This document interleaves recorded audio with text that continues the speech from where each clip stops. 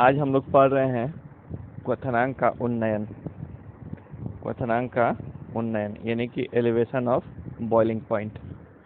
तो आप जानते हैं कि जो जल है वो कितना डिग्री पर उबलता है? 100 डिग्री पर। तो जल का क्वथनांक कितना डिग्री होता है? 100 डिग्री, क्योंकि जल 100 डिग्री पर उबलने लगता है। लेकिन अगर इसमें जल में आप चीनी डाल दीजिए या NaCl नमक डाल दीजिए तो अब जल 100 डिग्री पर नहीं उबलेगा, अब जल 100 से अधिक टेम्परेचर पर उबलेगा। इसीलिए आप देखिएगा कि चीनी का जो चाशनी है उससे शरीर ज़्यादा जल जाता है या गर्म दूध से ज़्यादा जल जाता है, क्योंकि इनका क्वथनांक जो है उबलना 100 डिग्री से ज़्यादा पर होता है। इसी कारण चीनी का चाशनी हो, गर्म दूध हो या चाय हो, इनका कुछ की क्वथनांक ज़्यादा है। तो क्यों इनका क्वथनांक ज़्यादा हो गया? क्योंकि इसमें विलय मिलाया हुआ है। जल में तो कोई विलय नहीं है, इसलिए जल 100 डिग्री पर उबलता है। तो यानी कि किसी भी विलायक में जब विलय मिला देते हैं तो विलयन का क्वथनांक बढ़ जाता है, जिसे क्वथनांक का उन्नयन कहा जाता है। क्या कहा जाता है? उन्नयन। उन्नयन मतलब बढ़ना होता है। उन्नयन मतलब बढ़ना।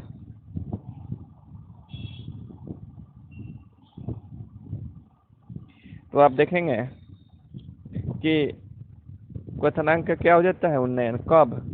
तो जब इसमें विलय मिला देते हैं तब। किसी भी विलायक में क्या मिलाएंगे?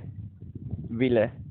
जैसे कि चीनी मिला दीजिए या NaCl मिला दीजिए विलायक में, तो विलयन का जो क्वथनांक है, जो विलयन बनेगा उसका क्वथनांक ज़्यादा हो जाएगा। यानी कि विलयन के क्वथनांक का क्या हो जाएगा? उन्नयन हो जाएगा, क्वथनांक बढ़ जाएगा। तो राउल्ट जो वैज्ञानिक थे वो कहते थे, राउल्ट का नियम तो चूंकि पिछले वीडियो में आपको पढ़ाया गया है, तो राउल्ट कहते थे कि किसी भी विलयन के क्वथनांक का जो उन्नयन होता है उस विलयन के मोललता के समानुपाती होता है। किसके समानुपाती होता है? मोललता के।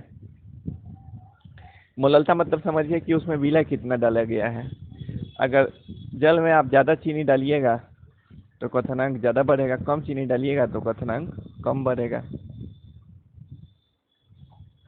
तो क्वथनांक के उन्नयन को हम लोग डेल्टा टीबी से सूचित करते हैं। किससे सूचित करते हैं? क्वथनांक के उन्नयन को किससे सूचित करेंगे? डेल्टा टीबी से। चूंकि राउल्ट के नियम के अनुसार जो क्वथनांक का उन्नयन है डेल्टा टीबी। डेल्टा टीबी क्या है? क्वथनांक का उन्नयन।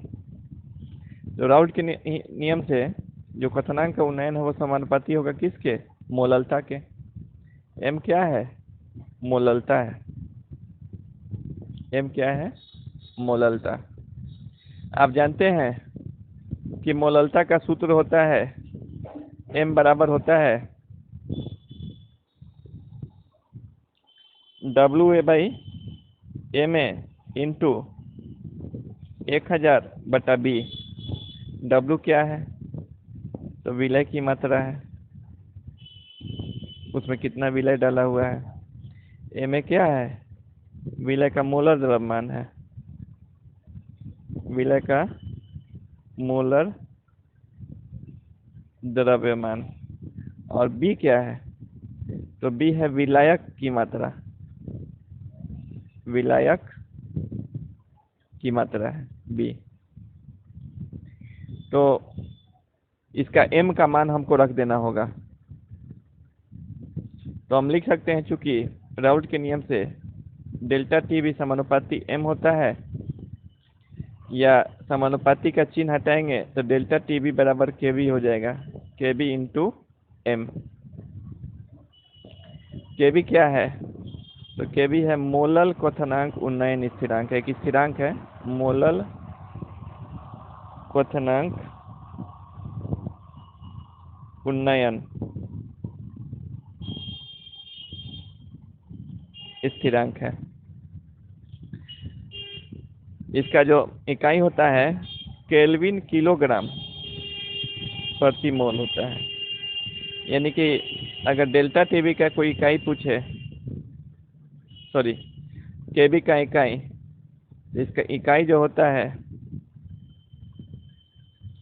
है केल्विन किलोग्राम प्रति मोल। ऑब्जेक्टिव में आ सकता है कि मोलल क्वथनांक उन्नयन स्थिरांक का इकाई क्या होता है।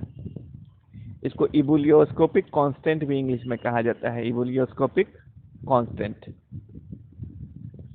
तो चूंकि हम जान गए हैं कि राउल्ट के नियम से डेल्टा टी बी जो क्वथनांक का उन्नयन है वो समानुपाती होता है विलयन के मोललता के, तो हम इतना लिख सकते हैं या डेल्टा टी बी बराबर समानुपाती का चिन्ह हटाएगा तो मोलर क्वथनांक उन्नयन स्थिरांक इंटू एम मोललता आएगा। अगर हम मोललता का मान रख दें तो हमारा आएगा delta T B equal to K B into W A by M A into 1000/b। W A क्या है? तो विलय की मात्रा, विलय की मात्रा। एम ए क्या है? तो विलय का मोलर द्रव्यमान है। और बी क्या है? विलय की मात्रा है। और के भी क्या है? तो मोलल क्वथनांक उन्नयन स्थिरांक का मान होगा। तो इस तरह से हम लोग इस सूत्र की सहायता से जान सकते हैं कि किसी विलायक में यानी जल अगर है 100 डिग्री पर उबलता है तो उसमें कितना विलय डालेंगे तो उसका क्वथनांक कितना डिग्री से बढ़ जाएगा। हो सकता है कि अगर 10 चम्मच चीनी डालें तो 102 डिग्री पर उबले, 20 चम्मच चीनी डाल दें जल में तो 104 डिग्री पर उबले। यानी जो क्वथनांक का उन्नयन होगा, क्वथनांक का बढ़ना, वो हमेशा विलय की मात्रा पर निर्भर करेगा। और विलय की मात्रा को ही दिखाने के लिए हम लोग मोललता का सहारा लेते हैं जो विलयन के सांद्रता को बतलाता है। तो यह सूत्र हमको परीक्षा में लिखना होगा। 5 नंबर का क्वेश्चन आएगा। एक बार फिर से देखते हैं। क्वथनांक का उन्नयन 5 नंबर का क्वेश्चन आएगा। Elevation of boiling point. तो आप किसी को भी बता सकते हैं कि जो जल होता है वह 100 डिग्री पर है, 100 डिग्री पर उबलता है।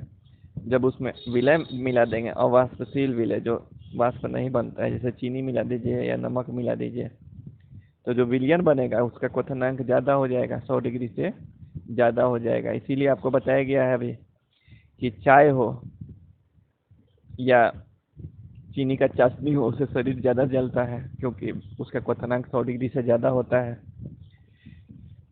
तो राउल्ट इसके लिए नियम दिए थे कि जो विलयन के क्वथनांक का उन्नयन होगा, यानी कि क्वथनांक जो बढ़ेगा वो हमेशा विलयन के मोललता के समानुपाती होता है।